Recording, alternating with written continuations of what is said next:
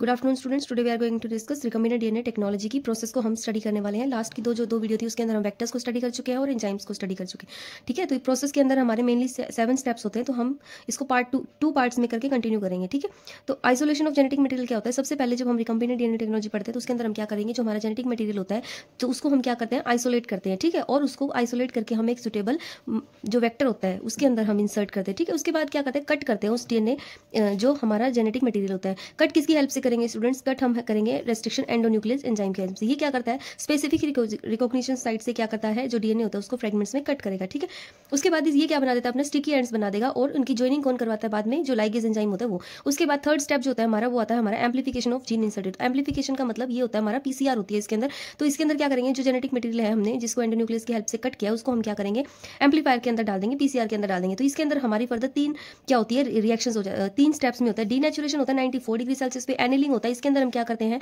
इसके अंदर हम प्राइमर को ऐड करते हैं। प्राइमर कौन सा, टैग पॉलीमरेज। ठीक है, ये हमारा 54 डिग्री सेल्सियस पे होता है। फिर आता है एक्सटेंशन। एक्सटेंशन का मतलब ये क्या होती है, अपनी लेंथ में इंक्रीज कर जाएंगे जैसे जैसे कॉपी होती जाएगी। ठीक है, बहुत सारी कॉपीज हो जाएंगी। ठीक है, तो ये 72 डिग्री सेल्सियस पे। तो उसके बाद ligation of DNA fragments into vector.